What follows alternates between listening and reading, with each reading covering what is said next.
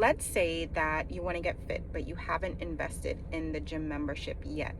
It is so much easier for you to just not do it than it is for you if you have already made the investment, right? Because if any of you have been in that position, you're like, oh my gosh, I spent this money. I've already spent this money. I've already made the investment. So now I have to show up. And so often in life, there are things that we want to accomplish that we are going to have to pay for. There is no knight in shining armor. There is no person who is going to come and just save the day for you. You are going to have to invest in terms of money. You're going to have to invest in terms of time. You're going to have to invest in terms of learning what it is that you need in order to get to that next level.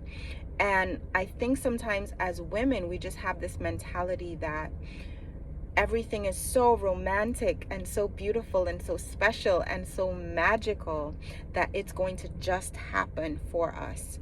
But we have to make those investments. So whatever it is for you today that you are not putting the work in and you are not putting the investment in, I encourage you to do so. If you need to get a trainer, if you need to buy a book, if you need to invest in a course, if you need to just sit down and invest time to write your budget out for the month, right? If you need to invest the money and the time to plan healthy meals for the week so that you're not running out and buying junk to put inside your body when you're saying that you want to lose weight and you're saying that this is the year that I'm finally going to get fit and this is the year I'm finally going to look great, right? You know how we do that? And then we turn around and say, oh, I don't have time to cook.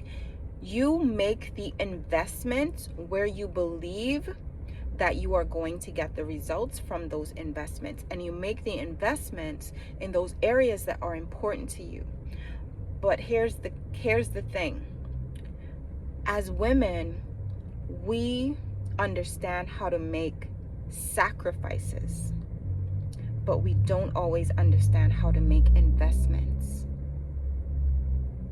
And for us, very often, the sacrifice that we make is an investment in someone else. And I'm not saying that's wrong, because that's a beautiful thing. For a mother to be able to sacrifice for her children, for a wife to be able to sacrifice for her husband, for a friend to be able to sacrifice for another friend or a family member, right? But understand that sacrifice is seasonal. Sacrifice is seasonal. It is not a way of life. It is not a lifestyle, right? You sacrifice for a certain end, for a certain purpose, for a certain season. But if every single day requires you to make yourself a martyr, then something is wrong. Something is wrong with the way that you have built your life.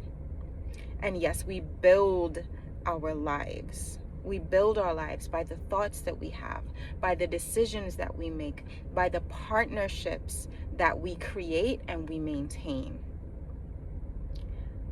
So let's be mindful about where we're making sacrifices, and let's be mindful about where we need to make investments. So I'm encouraging you and inviting you to think about that today. Where am I making sacrifices that are detrimental to myself? And where am I making investments that are beneficial to myself? And conversely, where do I need to make sacrifices that will be beneficial? And where do I need to make investments that will be beneficial? I hope this helps. Blessings on your journey. I'll talk to you soon.